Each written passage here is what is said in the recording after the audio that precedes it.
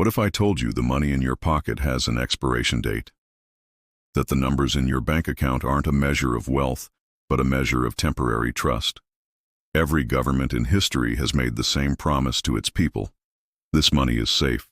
This system is permanent. And every single time, that promise has been broken.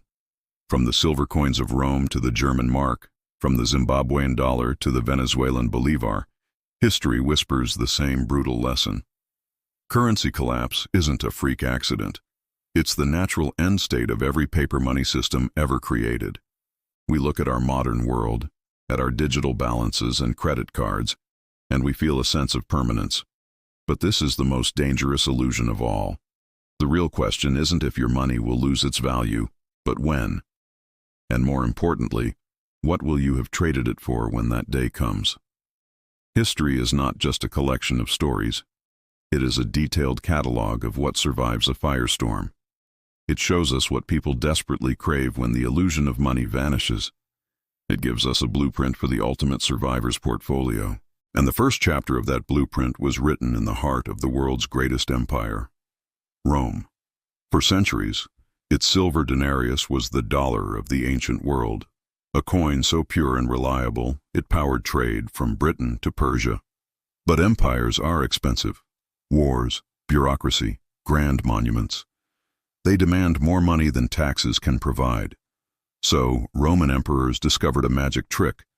They began to recall the silver coins, melt them down, mix in a little bit of cheap copper, and mint more coins than they started with. At first, no one noticed. But with each passing emperor, the silver content dropped.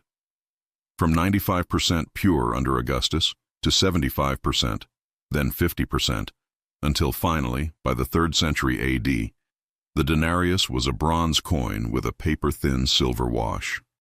It was a fake, and the people knew it. The trust that had held the empire's economy together for centuries shattered. Soldiers who were paid in the worthless coins rioted. Farmers refused to sell their grain for fake money, leading to food shortages in the cities. A vicious cycle of hyperinflation began, contributing to the eventual collapse of the Western Roman Empire. So, what survived the Roman fire? Not the promises of emperors, not the debased coins. The survivors were the ones who had traded their fleeting currency for timeless assets. They were the ones who owned productive farmland far from the chaos of the cities. They were the ones who had quietly hoarded the old, pure silver coins or gold. They owned things the government could not print and could not fake. This is the first and most important lesson history gives us. The foundation of any survival plan is to understand that your money is a melting ice cube. Your job is to trade that ice cube for something solid before it turns into a puddle. So what is the first asset class in our survivor's portfolio? The most obvious, the most ancient, and the most hated by failing governments. The very thing they try to imitate with their worthless coins. Precious metals, gold and silver. Governments despise them for a simple reason. They can't print them. While they can conjure trillions of dollars out of thin air, gold has to be physically mined from the earth. This inherent scarcity makes it the ultimate store of value. It's why central banks around the world still hold thousands of tons of it in their vaults. They tell you paper is money, but they hoard the gold. Pay attention to what they do, not what they say. Think of it this way. In 1920, 1 ounce of gold could buy you a high-quality, custom-made men's suit. Today, over 100 years later, that same ounce of gold can still buy you a high-quality, custom-made men's suit. Now, how many suits could you buy with the $20 from 1920? Not even the buttons. That's the power of real money versus currency. Gold preserves your purchasing power across time. Silver is often called the people's money. It's more accessible, more divisible for smaller transactions, and has massive industrial demand, which provides a strong price floor. In a crisis scenario where digital systems go down, silver coins would be invaluable for day-to-day trade. It's not just about hoarding bars. It's about having a practical medium of exchange when the official one fails. Look at Weimar Germany in the 1920s. As hyperinflation made the paper mark worthless, people were literally using stacks of cash to wallpaper their homes or burn for heat. Those who held gold, silver, or foreign currencies like the US dollar survived. They could afford food, shelter, and security, while their neighbors, who trusted the government's paper, lost everything. Stories abound of people trading a diamond ring for a loaf of bread or a gold watch for a sack of potatoes. The value of tangible, real assets becomes undeniable when the paper illusion burns away. So, how does this apply to you today? It's not about being a doomsday prepper living in a bunker. It's about being prudent. It's about diversifying a portion of your wealth out of the digital printable system and into something tangible and finite. Owning physical gold and silver is like owning an insurance policy against government incompetence and currency debasement. You hope you never have to use it, but if the house catches fire, you'll be incredibly glad you have it. This isn't financial advice, but a historical perspective. The pattern is clear. Every fiat currency in history has returned to its intrinsic value. Zero. Gold and silver, on the other hand, have been money for 5,000 years. They've outlasted every empire, every government, and every currency. They are the ultimate financial survivors. But precious metals are just the beginning. They are your financial foundation in a crisis, your bedrock of stored value. However, you can't eat gold, and in a prolonged collapse, other needs become just as, if not more critical. This brings us to the second pillar of our survivor's portfolio. It's an asset that not only holds its value, but produces more value over time. It's something that can feed you, your family, and your community. We're talking about land. Specifically, productive land. Throughout history, from the fall of Rome to the famines in the Soviet Union to the chaos in modern-day Venezuela, the one group that often fares better than most is those who control the means of food production. When the grocery store shelves are empty and your currency is worthless, a garden full of potatoes is worth more than a bank account full of digits. In a crisis, supply chains break. The complex, just-in-time delivery system we rely on is incredibly fragile. One major disruption, and stores can be empty in days. Suddenly, the ability to grow your own food becomes the most valuable skill and asset you can possess. It's about self-reliance. It's about detaching yourself from a system that could fail. Think about the feudal system that emerged after Rome's collapse. Society reorganized itself around land ownership. Those who owned the land and could produce food held the power and ensured their survival.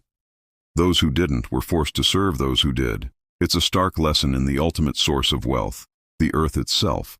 Now, I'm not suggesting everyone needs to buy a 100-acre farm. It could be a small homestead with a large garden. It could be a suburban backyard converted to food production. Even a balcony with container gardens is a step towards self-sufficiency. The key is to own the space and have the knowledge to make it productive. Land is an incredibly robust asset. They aren't making any more of it. It can't be inflated away. A government can seize it, yes, but it's much harder to confiscate than money in a bank account. And unlike a stock or a bond, which can go to zero overnight, land will always have a fundamental value. People will always need a place to live and a place to grow food. Many city dwellers who had invested their life savings in war bonds found themselves destitute. Meanwhile, their relatives in the countryside, who owned even small plots of land, were comparatively wealthy. They had food to eat and a surplus to trade for other necessities. The value of their land and their produce skyrocketed relative to the collapsing currency. Owning land isn't just about growing food. It's about security. It provides a physical space you control, away from the potential chaos of densely populated cities. It offers resources like timber for fuel and construction, and potentially water from a well or a stream. It is a tangible, multifaceted asset that provides for basic human needs. So, the second piece of our blueprint is clear. Trade your melting currency for a piece of the earth. Learn the skills to make it productive. This combination of a hard asset, land and practical skills, gardening, farming, animal husbandry, creates a powerful shield against economic collapse. It's not just an investment, it's an investment in your own survival and independence. When the Soviet Union collapsed in 1991, it wasn't just a political event. It was an economic apocalypse. The state-run system that had provided jobs, food, and pensions for 70 years vanished almost overnight. The currency, the ruble, went into hyperinflation. Highly educated professionals, doctors, engineers, scientists, found their salaries were worthless. Their life savings were gone. In the cities, there was chaos and hunger. But in the countryside, a different story unfolded. For decades, the Soviet government had allowed citizens to maintain small personal plots of land, called dachas. These little gardens, often less than an acre, were seen as a hobby. But when the system fell apart, they became life rafts. While the city dwellers starved, the dacha owners were eating. They grew their own potatoes, carrots, and cabbages. They raised chickens for eggs. They had something real, something productive. Their small plot of land was more valuable than a PhD from Moscow State University. They could feed their families, and they could barter their surplus food for other essential goods and services. The land sustained them. This brings us to the second pillar of the Survivor ES portfolio, productive land and real estate. This is not about speculating on a city condo. This is about owning tangible property that can either produce something essential or provide a basic human need, like shelter. History repeats this lesson everywhere. During the hyperinflation in Zimbabwe in the 2000s, when the government was printing $100 trillion bills, what held value? Farmland. A bag of maize was worth more than a stack of banknotes. Those who could grow food were the new kings. The key word here is productive. A piece of fertile land with access to water is an asset that can generate value indefinitely. A well-built home that provides shelter is an asset that fulfills a fundamental human need. These things have intrinsic value that exists completely outside of any financial system. Unlike gold, land can be a cash-flowing asset even in normal times. You can rent it out. You can farm it. It can generate an income that rises with inflation. And during a collapse, it becomes the ultimate security. But what if you can't afford a farm? The principle remains the same. It could be owning your own home, free and clear of debt. It could be investing in a community garden. It could be simply having a small piece of property that is yours, that cannot be inflated away, and that provides a fundamental need. So we have our unprintable metals to store wealth, and productive land to sustain us. But what about rebuilding? What about creating new value in a broken world? For that, history points to our third, and perhaps most overlooked, asset class. In 1945, Germany was a nation in ruins. Its cities were rubble. Its factories were bombed out. Its currency, the Reichsmark, was nearly worthless. The economy had collapsed into a primitive system of barter. The famous cigarette currency emerged, where American cigarettes became the de facto money because they were portable, divisible, and had recognized value. A German worker might be paid in cigarettes, trade a few for a loaf of bread, and a few more for some potatoes. But this system was inefficient. The country could not rebuild on a foundation of tobacco. Then, in 1948, something remarkable happened. The Allied powers, along with the new German government, introduced a new currency, the Deutsche Mark. Overnight, the old worthless Reichsmarks were wiped out. But crucially, this was combined with a policy that rewarded production, not speculation. And the German people, with their deep-rooted skills in engineering and manufacturing, went back to work. The period that followed was called the Wirtschaftswunder, the economic miracle. Ghost factories hummed back to life. The value that survived the war wasn't the old paper money. It was the machinery that could be repaired. It was the tools that could be put back to work. It was the knowledge of how to build things. This reveals our third essential asset class, the tools of production and tangible goods. In a collapse, the value of abstract financial assets goes to zero. The value of things that can do something, make something, or fix something goes to the moon.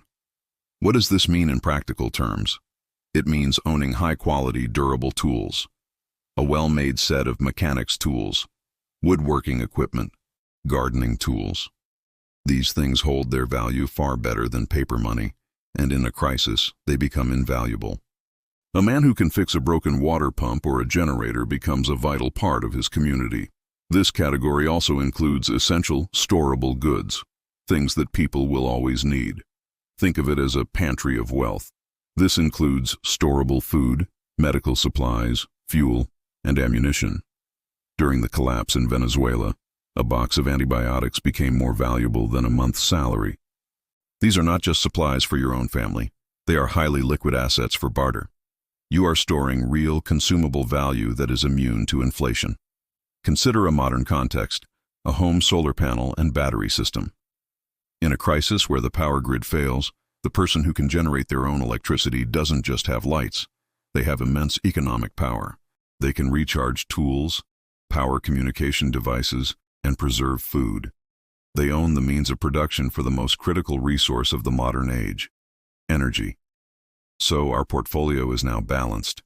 We have metals for wealth preservation. We have land for sustenance. And we have tools and goods for production and barter. But there is one final asset class. It's the only one you can carry with you anywhere, that can never be stolen, and that becomes more valuable in a crisis. Let's return to the collapse of Argentina in 2001. The government defaulted on its debt. The banks froze all accounts. The currency lost 2/3 of its value overnight. The middle class was plunged into poverty. Protests and riots filled the streets. Amid the chaos, a new kind of economy emerged, the barter club. Neighbors would meet in parks and town squares to trade what they had. One person might offer homemade bread. Another might offer to repair shoes. A laid-off doctor might offer medical checkups in exchange for vegetables from someone's garden. In this environment, what was your most valuable asset? It wasn't your bank account, which was inaccessible. It wasn't your stock portfolio, which had crashed. It was what you could do, your knowledge, your skills. This brings us to the fourth and final asset in the survivor's portfolio. You. Your skills, your health, and your network are the ultimate inflation-proof assets. They cannot be confiscated, they cannot be printed away, and in a world where systems are failing, they are in the highest demand. Think about the most resilient people in any crisis. They are the ones with practical real-world skills. The mechanic, the electrician, the plumber, the nurse, the person who knows how to preserve food, how to purify water, how to build a shelter. These skills are a form of permanent wealth. Investing in yourself is the most important prep you can ever make. This means learning a practical trade, even as a hobby. Learn basic car repair. Take a first aid course. Learn how to grow a garden. The more useful you can make yourself, the more secure your future will be, no matter what happens to the economy. This asset class also includes your physical health. In a crisis, access to health care can become difficult or expensive. Your ability to work and provide for your family depends on your health. Investing in it now through proper diet and exercise pays the highest possible dividend in a collapse scenario. Finally, it includes your social capital, your network of family, friends, and trusted neighbors. In every historical collapse, from the fall of Rome to modern-day crises, the people who survived best were those who were part of a strong, resilient community. A lone individual is fragile. A community that can pool resources, share skills, and provide mutual defense is robust. Building trust with your neighbors is as important as stacking gold coins. Your skills, your health, and your community. These aren't things you can buy in a store, but they are the most valuable assets you can ever own. When all else fails, your personal resilience is the bedrock upon which you will rebuild. So now our portfolio is complete. The unprintable metals, the productive land, the tools of creation, and the human asset. Each protects you from a different angle of the same storm. But how do we put this all together in our complex modern world? And what about the new digital assets that promise to be the ultimate escape? We've journeyed through history, from the debased coins of Rome to the barter clubs of Argentina, and the lessons are starkly consistent. We have our four pillars of a survivor's portfolio: precious metals, productive land, tools of production, and human capital. This isn't an all-or-nothing strategy. It's about diversification. Not the Wall Street version of diversifying between stocks and bonds, but a deeper diversification between the paper world and the real world. It's about systematically trading a portion of your fleeting currency for durable, timeless value. The prudent individual doesn't sell everything and run for the hills. They build an ark, piece by piece, while the sun is still shining. They slowly convert a percentage of their paycheck into a silver coin. They pay down their mortgage to own their shelter outright. They buy high-quality tools on sale.